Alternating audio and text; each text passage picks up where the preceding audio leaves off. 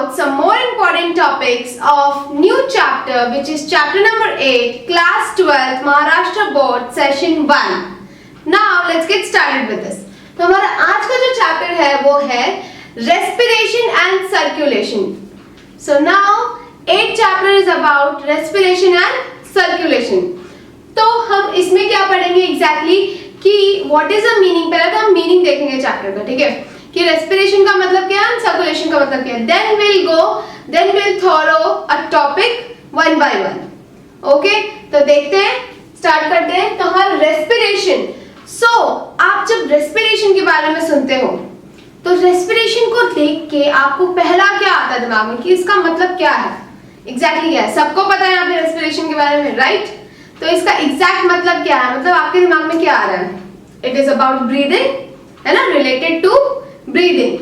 या तो ये जो breathing वाला respiration वाला point है, ठीक है, हमें तो इतना पता है, हमें इतना दिमाग में आया कि breathing का मतलब क्या है.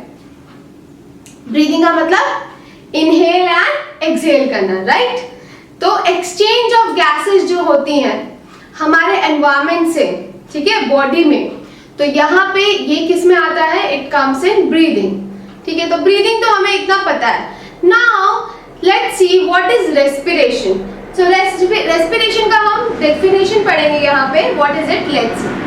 तो respiration is the process by which living things produce energy from food.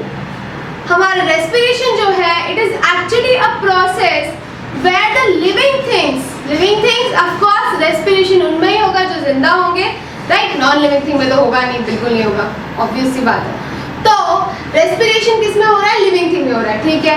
अब living thing में respiration क्या काम कर रहा है, it is actually making energy बना रहा है किस चीज के लिए, to breathe.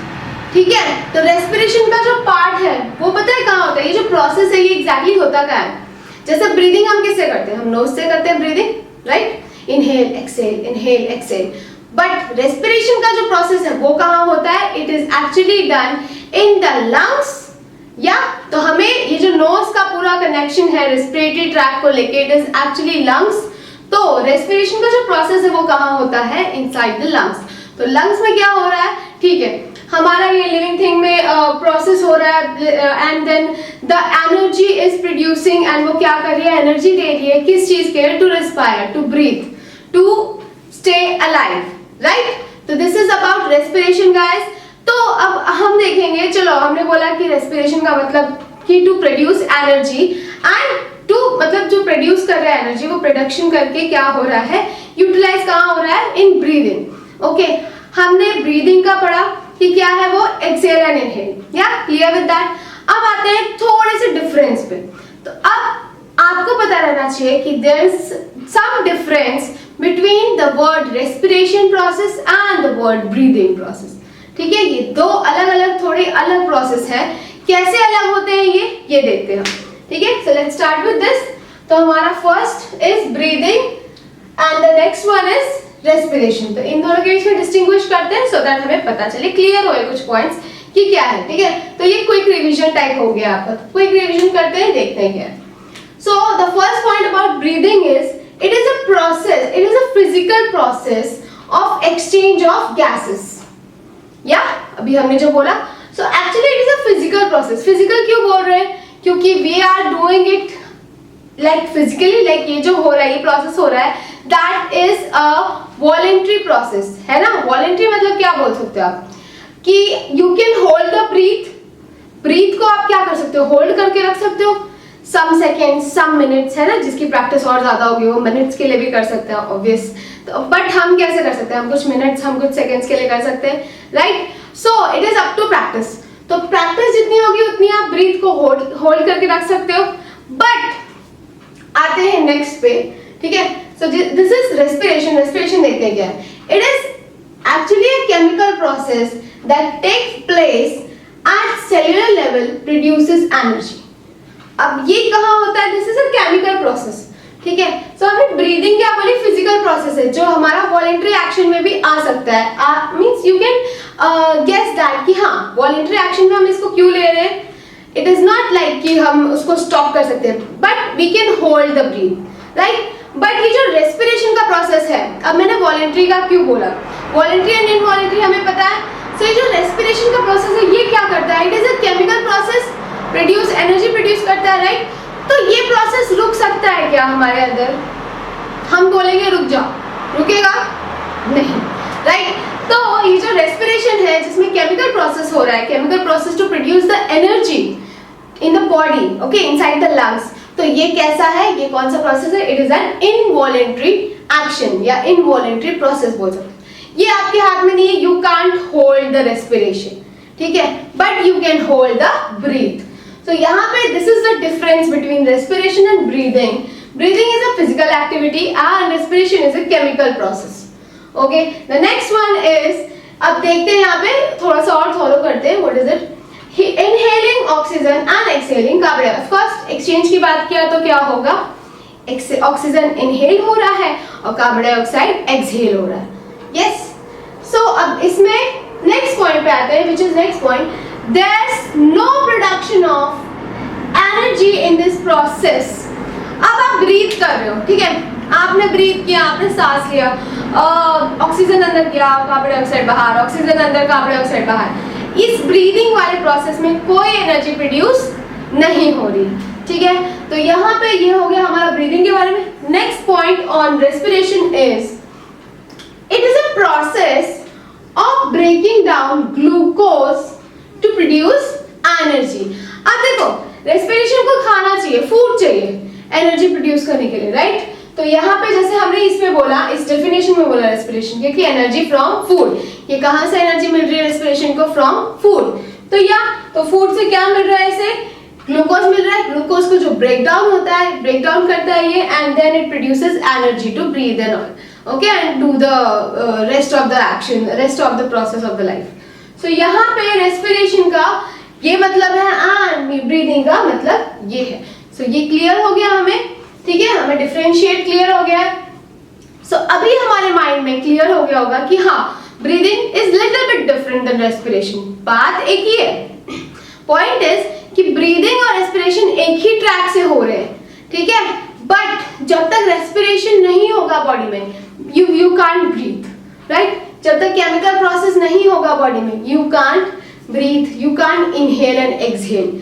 जैसे आपकी बॉडी में एनर्जी नहीं होती है, जैसे हमारी बॉडी में एनर्जी नहीं, हमने कुछ खाया नहीं, ठीक है, तो होता है, तो वी कैन गेट अनकॉन्शियस, है ना, हमें चक्कर वक्कर आ जाएगा, we will fell down and हमारा लो हो जाएगा BP and all. So why, because हमारी बॉडी में एनर्जी नहीं है। सो इससे क्या होता है कि ये जो रेस्पिरेशन वाला प्रोसेस है ये क्या करता है, एनर्जी प्रोवाइड करता है टू ब्रीथ, ओके। सो ये this was about this respiration and breathing. अब आते हैं हम नेक्स्ट टॉपिक पे, which is our circulation. So what is circulation? The movement of blood around the body is called circulation. जब हम circulation की बात करते हैं, दैट मीन्स जो बॉडी में पूरा ब्लड सर्कुलेट होता है, मूव करता है हमारी बॉडी में, राइट। तो वो जो मूव करता है ब्लड, उस प्रोसेस को क्या बोलते हैं, circulation. With respect to the pumping of heart, जब हार्ट ब्लड पंप करता है, प्योरीफाई करके पंप करता है, तभी पूरी बॉडी में सर्कुलेट कर सकता है ब्लड, राइट। तो वो प्रोसेस किस में आता है, सर्कुलेशन में। तो जो हमारा आज का टॉपिक है, it is actually related to circulation, because वो किससे रिलेटेड है, आज का टॉपिक जो है हमारा वो ब्लड से रिलेटेड, ठीक है। सर्कुलेशन मैंने क्यों बोला, क्योंकि उसमें क्या आ रहा है, कौन सा मेन कंपोनेंट आ रहा है, दैट इज ब्लड। तो ब्लड में आप, ब्लड दिमाग में आता है तो पहले आप ब्लड का वर्ड सुनते हो तो वो क्या आता है आपके दिमाग में, पहली चीज आरबीसीज, राइट। रेड कलर का होता है ब्लड हमारा, yes. So red blood cell are also known as erythrocytes, ठीक है। तो रेड ब्लड सेल को और क्या बोलते हैं हम, इराइथ्रोसाइट्स, ओके, समझ में आ गया। और क्या कंटेंट आता है रेड ब्लड सेल में हमारे, चलो रेड ब्लड सेल तो हो गया, उसमें और कंटेंट क्या आता है, main contents. So the next is number 2 which is WBC, है ना। तो WBC को क्या बोलते हैं हम, white blood cells, yes. So white blood cell are also known as leucocytes, इनको और क्या बोलते हैं, ल्यूकोसाइट्स, ठीक है। So now the last component, last जो मेन है ब्लड का कंपोनेंट, दैट इज प्लेटलेट्स। तो प्लेटलेट्स को हम क्या बोलते हैं, और क्या बोलते हैं, we can also call it as thrombocytes, ठीक है। तो प्लेटलेट्स हमें समझ में आ गया, ओके। ये सब किसके कंपोनेंट्स थे, ब्लड के कंपोनेंट्स। तो इसमें हम पढ़ने क्या वाले हैं आज? Today our topic is about leucocyte which is also known as white blood cell. Exactly, so which is WBC भी बोल सकते हो, व्हाइट ब्लड सेल भी, सेम थिंग। तो ये जो हमारा ल्यूकोसाइट है ना, ल्यूकोसाइट का मतलब क्या है? मतलब ये चलो हमें पता है व्हाइट ब्लड सेल ही उसका मतलब, बट ये इतना डेलिकेट नाम क्यों दिया है? सो यहाँ पे ठीक है, इसको इजी कर देते हैं। Leuco means white and cyte means cells. ठीक है, तो यहाँ पे ल्यूको मतलब क्या है? White, and cyte means cell, या and it is in the blood, so white blood cells. Okay, clear? Are WBCs. Leukocytes are WBCs. Yes. Now the leukocytes. अब leukocytes की बात हो रही है, जिसको white blood cell भी बोलते हैं। तो WBC किस में divided है? They are actually divided into two main categories. What are they? Granulocyte and agranulocyte. अब ये जो leukocyte है ना हमारा, ये दो main category में divided है। तो अब हम देखेंगे the question type of leucocytes. Leucocytes हमें समझ में आ गया एग्जैक्टली उसका मीनिंग क्या है। तो अब क्वेश्चन टाइप पे आते हैं, then theory part. So our question type is describe 5 types of leucocyte with the help of diagrams and a note on their functions. Now this question has already came in July 2016 and it has came for 7 marks. कितने marks के लिए आया था? 7 marks के लिए। 7 marks means a lot. तो 7 marks के लिए एग्जैक्टली करना क्या है इसमें? We have to describe, यहाँ देखो ल्यूकोसाइट्स के बारे में बात हुई। ल्यूकोसाइट्स में 5 टाइप्स होते हैं, there are 5 टाइप्स। ठीक है, तो वो सारे 5 टाइप्स आपको डिस्क्राइब करने हैं, पहले एक्सप्लेन करके लिखने हैं। दूसरी चीज है आपकी डायग्राम्स, तो ईच ऑफ द टाइप के डायग्राम्स ड्रॉ करने हैं, well neat labelled, and a note on their function. अब आपको एक एक पॉइंट, दो पॉइंट ऐड करना है, उनका फंक्शन क्या है, मतलब ईच ऑफ द ल्यूकोसाइट के जो टाइप है वो एग्जैक्टली करते क्या है हमारी बॉडी में, क्यों जरूरी है। ठीक है, तो यहाँ पे this was about the question type. आते हैं हम अपने थ्योरी पार्ट पे। क्या है हमारा leucocytes? Leucocytes are also known as WBCs, white blood cell. White blood cell को दो कैटेगरी में डिवाइड किया गया है। What are they? Granulocyte and agranulocyte. ठीक है, तो अब हम इसका मतलब समझेंगे ग्रैनुलोसाइट और अग्रैनुलोसाइट क्या होता है। तो पहले तो first one, so granulocytes are type of WBCs which has granules in the cytoplasm। तो ग्रैनुलोसाइट्स का मतलब है these are the type of WBC। मतलब देखो WBC के भी दो कैटेगरी है, राइट? तो WBC दो कैटेगरी में डिवाइड है हमारा, क्या क्या? ग्रैनुलोसाइट और अग्रैनुलोसाइट। तो ग्रैनुलोसाइट मतलब क्या है? जब उनके साइटोप्लाज्म में, मतलब ये जो सेल है, हम सेल की बात कर रहे हैं, white blood cell, right? So if the cell is here, ये सेल है, ठीक है, इसका ये न्यूक्लियस है। सो ये जो न्यूक्लियस वाली एरिया को छोड़ के बाकी जो एरिया बचती है वो क्या है हमारा? Cytoplasm, right? These are the cytoplasm वाली एरिया। तो उसमें जब छोटे छोटे ग्रैनुल्स प्रेजेंट होते हैं ना, सो ये टाइप के जो सेल हैं जिनमें ग्रैनुल प्रेजेंट होते हैं वो किस में आते हैं? ग्रैनुलोसाइट्स में। ओके, तो ये WBCs कौन से हैं? ग्रैनुल्स वाले, मतलब जिनके अंदर ग्रैनुल्स प्रेजेंट हैं वो किस में आते हैं? ग्रैनुलोसाइट्स में। अब नेक्स्ट है ग्रैनुल्स कंटेन्स प्रोटीन्स। अब ग्रैनुल मतलब क्या? ग्रैनुल क्या कर रहे हैं? It actually containing protein to give the cell, मतलब ये जो सेल में, ठीक है, सेल को भी फूड चाहिए to grow, to do the further process. तो वो प्रोसेस के लिए क्या है? ग्रैनुल्स क्या सिक्रेट कर रहे हैं? प्रोटीन सिक्रेट कर रहे हैं, ठीक है। तो वो किसके लिए सिक्रेट कर रहे हैं? सेल के लिए। सो या granule secretes proteins. The next point is it includes, अब हमारा जो ये जो ग्रैनुलोसाइट है ये क्या इंक्लूड करता है? देखो, it includes 3 types of leucocytes. इसमें 3 टाइप के ल्यूकोसाइट्स आते हैं। What are they? First is neutrophils, second is basophils and the last one is eosinophils. सो यहाँ पे ये जो तीनों है ये किस में आते हैं? ग्रैनुलोसाइट्स में। किस, कौन सी कैटेगरी में? ग्रैनुलोसाइट्स में। ग्रैनुलोसाइट्स किस में आता है?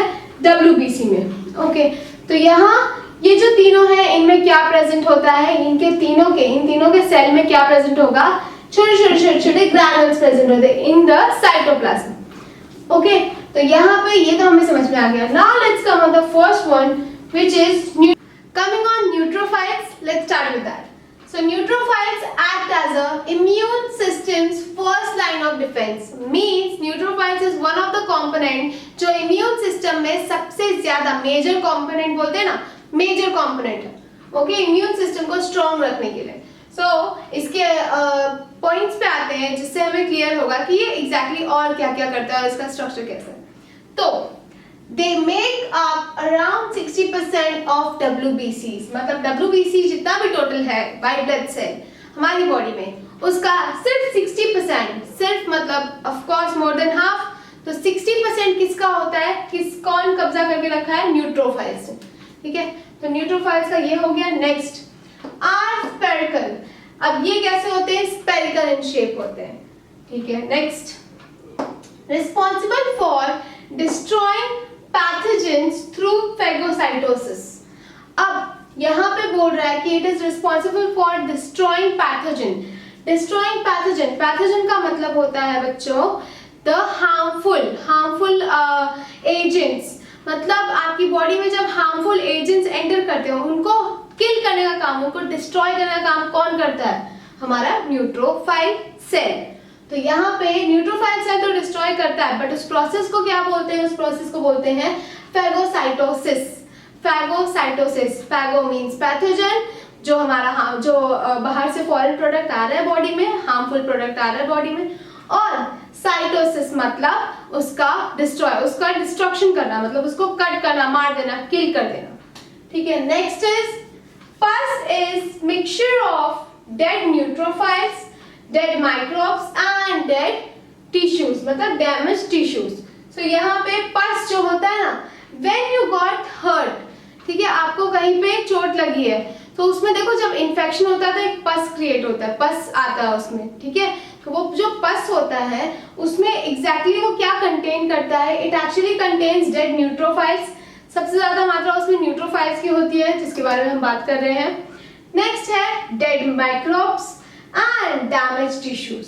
ऑफ कोर्स आपके टिश्यू डैमेज हुए रहते हैं, देन ओनली पस क्रिएट्स. ओके, तो वो जो पस आता है ना, इनकल्टिकेट होता है वो because of the damage. And उसमें सबसे ज्यादा क्या होती है, किसकी मात्रा होती है, न्यूट्रोफाइल्स की, डैमेज या डेड न्यूट्रोफाइल्स की, because it is a pus. Okay, next one. So this is done, this is about neutrophils. अब उसके स्ट्रक्चर पे आते हैं विच इज हियर. ये स्ट्रक्चर है न्यूट्रोफाइल्स का. आपको क्या क्या दिख रहा है इसमें, ग्रैन्युल्स and nucleus. So nucleus looks like this, something like this, and the granules which we जो हमने डिस्कस कर चुके थे, राइट. ग्रैनुल्स मतलब क्या, छोटे छोटे छोटे छोटे होते हैं. सो वो ग्रैनुल्स कैसे दिखते हैं, ये देखो ये जो रेड रेड मार्क है, दीज आर ग्रैनुल्स. तो ये ग्रैनुल्स क्या कंटेन करते हैं बच्चों, प्रोटीन्स इनसाइड. तो this is one of the type of granulocyte cell and it is what, neutrophil. अब न्यूट्रोफाइल तो हमारा हो गया. नंबर 2 पे आते हैं which is, so the second cell type of granulocyte is basophiles or you can say cyanophiles. Okay, so now let's start. How does it work? So it works closely with the immune to defend body allergens, pathogens and parasites. अब ये जो basophile वाला cell देख सकते हो आप, ये WBC में जो पाया जाता है, ओके, एग्जैक्टली करता क्या है, ये बॉडी को डिफेंड करने का काम करता है. डिफेंड मतलब प्रोटेक्ट करने का काम करता है. किससे, एलर्जिन से, पैथोजन से एंड पैरासाइट्स. एलर्जिन्स मतलब जो एलर्जी देते हैं बॉडी को, पैथोजेंस मतलब जो बॉडी के लिए टॉक्सिक एजेंट्स होते हैं, and parasites are the related one. Okay, जो बॉडी को हमारे हार्म करने की कोशिश करते हैं, that comes in parasites. Next one is they are about 0.5 to 1% of the total WBC. अब देखो इनका क्वांटिटी कितना होता है, कितना कंट्रीब्यूट करते हैं, only 0.5 to 1% in total WBC. Next, they are non phagocytic small spherical cells. अभी एग्जैक्टली कैसे होते हैं ना, ये नॉन फैगोसाइटिक है. नॉन फैगोसाइटिक मतलब ये किसको डिस्ट्रॉय करने का काम नहीं करते. ठीक है, दे आर हार्मलेस. ओके, ये डिस्ट्रॉय नहीं करते, बस ये डिफेंड करते हैं बॉडी को, बस प्रोटेक्ट करने का काम करते हैं, डिस्ट्रॉय नहीं करते, किसी को भी मारते नहीं. So that means harmless मतलब non phagocytic. अब small spherical cells का मतलब है कि it is a structure of the cell. तो small है, spherical है, and it is a single nucleus. Of course एक ही nucleus होगा. अब देखो next one. With twisted nucleus, it is only present in infected and allergic conditions. अब ये body में प्रेजेंट कब होते हैं पता है? जब इनका ये जो बॉडी है, जब बॉडी में इन्फेक्शन होता है या कोई भी एलर्जी होती है, तभी ये बॉडी में प्रेजेंट होता है, तभी ये बॉडी में वर्क करते हैं, इनका काम तभी होगा। ऐसे यूजुअली इनका काम नहीं होगा। When the body is totally fit, no work. So जब कोई भी एलर्जिक या इन्फेक्टेड कंडीशंस आती हैं, then only it works on that, ठीक है? ये डिफेंड करने का काम होता है, प्रोटेक्ट करते हैं बॉडी को उससे। विथ ट्विस्टेड न्यूक्लियस, अब ट्विस्टेड न्यूक्लियस का मतलब क्या है कि ये इसका न्यूक्लियस देख सकते हैं आप लोग, ये अंदर वाला ये जो है, दिस इज द न्यूक्लियस वाला पार्ट, राइट? अब ये क्या है? थोड़ा सा ट्विस्टेड, मतलब थोड़ा सा बेंड है, okay? This is the shape of it nucleus. अब ये क्या है? छोटे-छोटे ये जो दिख रहे हैं आपको, ये ग्रैन्युल्स है। ग्रैन्युल्स क्यों है? Because it is from the category of granulocytes, तो इसीलिए ये ग्रैन्युल्स इसमें प्रेजेंट रहेंगे। Okay, so now this is clear. So अब आते हैं नंबर 3 पे, व्हिच इज इओसिनोफिल्स। इओसिनोफिल्स को और क्या बोलते हैं? एसिडोफिल्स। एसिडोफिल्स, अब इनका प्रॉपर्टी देखते हैं, मींस ये करते क्या है और कैसे वर्क करते हैं। फर्स्ट वन, दे show antihistaminic property. Antihistaminic property का मतलब है गाइस यहाँ पे, इट मींस जब बॉडी में कोई भी एलर्जी होती है, ओके, बॉडी में कोई भी एलर्जी इनकल्टिकेट होती है, तो उनको ट्रीट करना का काम कौन करता है? Antihistaminic property. एंटीहिस्टामिक का मतलब ही एलर्जीज को ट्रीट करके ठीक करना। ये किसमें होता है? It is in this eosinophil cell, इसमें ये प्रॉपर्टी है, एक ये खूबी है, you can say. Next, eosins are about 1 to 3% of total WBC। अब ये 1 से 3% पूरे WBC में, व्हाइट ब्लड सेल में 1 से 3% तक कंट्रीब्यूट करते हैं, मतलब प्रेजेंट होते हैं। Third one, responsible for detoxification through the production of antitoxins. अब ये क्या रिस्पॉन्सिबल, ये मतलब एग्जैक्टली और क्या काम करते हैं? It actually working to purify the body. Detoxification का मतलब क्या है? इट मींस बॉडी को प्योरीफाई करने का काम कौन करता है? ये cells, with the help of antitoxins. Antitoxins का मतलब है जो टॉक्सिक मटेरियल, मतलब जितने भी टॉक्सिक, जितने भी पैथोजेनिक, जैसे हार्मफुल बैक्टीरियाज, वायरसेस आपकी बॉडी को अफेक्ट कर रहे हैं, उनको मार के, उनको किल करके बॉडी को प्योरीफाई करता है। क्या करता है? Purify. Next one, acidophils contains lysosomal granules that are stained to red color with acidic stains. Now, these acidophils, which is also known as eosinophils, so it actually contains, ये क्या contain करते हैं? इनके अंदर क्या दिख रहा है आपको? Granules दिख रहे हैं? Yes, lysosomal granules, जिनके कलर क्या दिख रहे हैं आपको? कौन से कलर में दिख रहे हैं? ये रेड कलर में दिख रहे हैं, या सो ये क्या करते हैं ना, these are stained red, मतलब stained मतलब colored, okay, stained to red color with acidic stains। अब ये क्या होते हैं? रेड कलर में होते हैं with the acidic stain, मतलब acidic है, मतलब it is in red color। Alright, so this was about our is eosinophils। eosinophils और acidophils, कुछ भी बोल सकते हैं। नेक्स्ट पे आते हैं which is हमारा अग्रैनुलोसाइट्स। हम ग्रैनुलोसाइट्स के बारे में बात कर रहे थे, it has 3 types। अब आते हैं अग्रैनुलोसाइट्स। So now we'll see the types of agranulocytes। agranulocytes हमने स्टार्टिंग में पढ़ा था, उसको एक बार फिर से देखते हैं। agranulocytes are the type of WBCs which do not have any granules in the cytoplasm of cell। अब इनके अंदर क्या डिफरेंस है? इनमें ग्रैनुल्स प्रेजेंट नहीं होते इन सेल्स में, जैसे ग्रैनुलोसाइट्स में ग्रैनुल्स प्रेजेंट थे। ग्रैनुल्स मतलब क्या? वो छोटे छोटे छोटे छोटे थे, वो प्रेजेंट नहीं होते इनके सेल्स में, ठीक है। Next, it includes 2 types of leucocytes. Leucocytes का मतलब है WBC बच्चों। सो ल्यूकोसाइट्स मतलब WBC 2 टाइप के हैं। तो अब स्टार्ट करते हैं लिम्फोसाइट्स के साथ। So lymphocytes are smallest of all WBCs with a large spherical nucleus। अब ये सबसे छोटा जो होता है ना सेल WBC में, उनको क्या बोलते हैं? लिम्फोसाइट्स। लिम्फोसाइट्स कैसे होते हैं? स्मॉलेस्ट होते हैं, स्पेरिकल होते हैं। ऑल्सो इनका जो ये जो न्यूक्लियस होता है, इट इज वेरी लार्ज, ये बाकियों के कंपेयर में लार्ज होता है, देख सकते हैं आप लोग। Yes, so next one, they constitute about 25 to 30% of total WBC।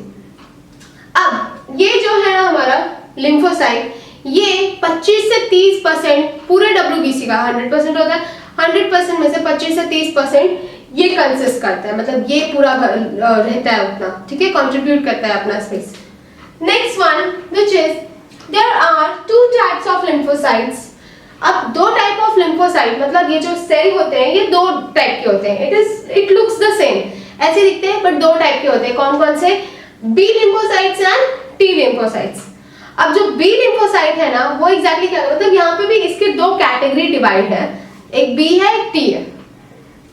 तो हमारा जो ये बी लिम्फोसाइट्स, बी लिम्फोसाइट्स क्यों बोल रहे हैं, बी का मतलब क्या है? Let's see. B lymphocytes mature in bone marrow and form humoral immunity. अब देखो ये जो बी लिम्फोसाइट है ना उनको बी क्यों बोला है? ए बी बोल सकते थे, कोई भी और लेटर बोल सकते थे, राइट? ए सी डी कितने सारे, बी ही क्यों बोला? बिकॉज ये एग्जैक्टली बनते कहाँ है, मतलब ये प्रोड्यूस कहाँ से होते हैं? बोन मैरो से। कहाँ से होते हैं? Bone marrow. तो ये जो बोन मैरो का बी है इससे आपको याद रहना चाहिए बी लिम्फोसाइट मतलब बोन मैरो में प्रोड्यूस होते हैं। बोन मैरो कहाँ होता है? बोन मैरो मीन्स ये जो आपकी हड्डियां हैं, बोन है, उनके सेंटर में जो स्पेस खाली होती है, राइट? सेंटर की स्पेस होती है, एक हड्डी है उसके सेंटर में स्पेस होती है ना? तो वो कैसा होता है? वो कैसा होता है? अंदर से क्या होता है? फिलअप रहता है। वो फिलअप किसके थ्रू होता है? With the help of B lymphocyte in cell के थ्रू। तो वो जो सेल है ना वो कहाँ बनते हैं? बोन मैरो के अंदर। सो या बोन मैरो हमें समझ में आ गया, वो जो सेंटर होता है बोन का, that is mean by bone marrow. Next one, and forms humoral immunity. अब ह्यूमरल इम्यूनिटी का मतलब है कि ये क्या फॉर्म करते हैं? एंटीबॉडीज फॉर्म करते हैं। मतलब ये प्रोड्यूस तो कर रहे हैं सेल, पर ये किस बेसिस पे प्रोड्यूस कर रहे हैं? ये कर रहे हैं एंटीबॉडीज फॉर्म, जो हमारी बॉडी को प्रोटेक्ट करें या दूसरे एंटीजेंस जो बाहर से आ रहे हैं एजेंट्स उनसे फाइट करें और हमारी बॉडी को एकदम हेल्दी रखें। यस, सो ह्यूमरल सेल मतलब ह्यूमरल इम्यूनिटी मतलब है antibodies production. Next one which is T lymphocyte. अब टी लिम्फोसाइट, अब बी तो हमने रिलेट कर लिया बोन मैरो से, टी देखते हैं why it is T. T lymphocytes mature in thymus and forms cell mediate immunity. ये क्या फॉर्म करता है? Cell mediate immunity. ठीक है, एग्जैक्टली ये मैच्योर कहाँ होता है? पहली बात तो ये मैच्योर कहाँ होता है? It is matured in thymus. Thymus मतलब it is actually present in thymus मतलब टी। थाइमस का पहले टी ले लेते हैं, लेट्स रिलेट दिस। सो इसका टी एंड थाइमस का टी, ये याद रहेगा हमें। बी मतलब बोन मैरो में प्रोड्यूस होते हैं, टी मतलब थाइमस में प्रोड्यूस होते हैं। Mature in the sense produce, उनका प्रोडक्शन होना और मैच्योर होना, एंड देन वो throughout the body move करते हैं। So thymus is actually located between the lungs. Lungs है हमारा फेफड़े, फेफड़ों के जस्ट बीच में जो लोकेटेड होता है that is called thymus. Okay, in the entrance of that, मतलब लंग्स है, जैसे ये लंग्स है। फॉर एग्जाम्पल आपको मैं, these are the lungs, right? These are the lungs. तो उनके जो यहाँ सेंटर में प्रोड्यूस, यहाँ जो सेंटर में मेंशन है, ये कौन सा पार्ट है? This is thymus. और थाइमस में क्या प्रोड्यूस होते हैं? T lymphocytes. अब ये करते क्या है और क्या करते हैं? And form cell mediated immunity. अब ये क्या करते हैं एग्जैक्टली बताएं? ये सेल मीडिएटेड इम्यूनिटी फॉर्म करते हैं। मतलब इम्यूनिटी तो मतलब इम्यूनिटी में हेल्प करते हैं, बट इनका एंटीबॉडीज से कोई लेना देना नहीं है। एंटीबॉडीज प्रोडक्शन मतलब बी लिम्फोसाइट। ठीक है, एंटीबॉडीज प्रोडक्शन चाहिए तो बी लिम्फोसाइट के पास जाना पड़ेगा, क्योंकि ये ह्यूमरल इम्यूनिटी पे काम करते हैं। ह्यूमरल मतलब एंटीबॉडी प्रोडक्शन। और अगर सेल मीडिएट इम्यूनिटी बोल दिया तो मतलब एंटीबॉडीज नहीं प्रोड्यूस करते, इट जस्ट, ये लोग जस्ट मेक श्योर करते हैं कि ये जो बॉडी है हमारी वो किसी भी इन्फेक्शन की शिकार ना हो, ओके, इन्फेक्टेड ना हो एक्सेट्रा। तो यहाँ पे ये जो सेल मीडिएट है, डिफरेंस देख लो। ह्यूमरल इम्यूनिटी मतलब antibodies production, cell mediate immunity मतलब एंटीबॉडीज प्रोडक्शन नहीं करते, डू नॉट, ठीक है, एक्सेप्ट एंटीबॉडीज। बाकी सारी चीजें करते हैं बट एंटीबॉडीज को प्रोड्यूस नहीं करते ये लोग। ऑलराइट, सो एंटीबॉडीज एक डिफरेंट फैक्टर है इन दोनों के बीच में कि ये जो डिफरेंस करता है, बाकी सब सेम है। द वर्क इज सेम, ये जो काम करते हैं वो सेम है। ये न्यूक्लियस, ये जो हमारा सेल है ये एग्जैक्टली क्या है? WBC का सेल है। WBC कहाँ प्रेजेंट होते हैं? वी ऑलरेडी नो, ये हमने अभी स्टार्टिंग में डिस्कस किया। WBC वहीं प्रेजेंट होते हैं जहाँ पे हमारी बॉडी इंजर्ड होती है या इन्फेक्शन होता है, कुछ भी होता है, ऐसा एलर्जी होती है, ठीक है, बॉडी में कुछ भी अप्स एंड डाउन्स होते हैं ना, तो WBC वहां पे वर्क करता है, व्हाइट ब्लड सेल। वही वर्क करता है। तो ऑफ कोर्स उसके जो जितने भी सेल टाइप होंगे वो भी वही वर्क कर रहे हैं, ऑब्वियस सी बात है। सो अब आते हैं नेक्स्ट वाले पे which is number 2, the monocyte. Monocyte is the, अब देखो ये मोनोसाइट क्या है, this is the last type of WBC, total 5 types है। Alright, so it is the largest of all WBC with large bean shaped nucleus. अब ये जो है ना, ये जो 5 टाइप है टोटल हमारे मोनोसाइट, ये जो हमारे WBC के, उनमें से सबसे लार्जेस्ट कौन सा सेल है? मोनोसाइट्स। यस, सो मोनोसाइट सबसे लार्जेस्ट सेल है, सबसे ज्यादा जगह कवर करता है। Also it is bean shaped, it has been shaped nucleus. Nucleus का शेप आप देख सकते हो स्ट्रक्चर में, बीन शेप का है। Yes, next one, they form 3 to 5% of WBC। इसका स्ट्रक्चर तो लार्ज है बट ये सिर्फ 3 to 5% WBC में कंट्रीब्यूट करता है। Next, monocytes are phagocytic and produce macrophages। अब देखो मोनोसाइट्स क्या होते हैं पता है? फैगोसाइटिक होते हैं। फैगोसाइटिक का मतलब है जो कोई भी चीज को, लाइक कोई भी अंदर मटेरियल है, कोई भी पार्ट है, लाइक फॉर एग्जांपल आप बोल सकते हो डेड, डैमेज और डेड पार्ट है बॉडी में, किसी भी चीज का, किसी भी एंटीबॉडी का, किसी भी चीज का डेड पार्ट है, वो क्या करता है ना, वो रप्चर करके खत्म कर देता है, खा जाता है वो उसको। फैगोसाइटिक मतलब खा जाता है वो उसको, ठीक है, कंप्लीट कर देता है, क्लियर कर देता है। सो इसका नेचर क्या है? फैगोसाइटिक नेचर है।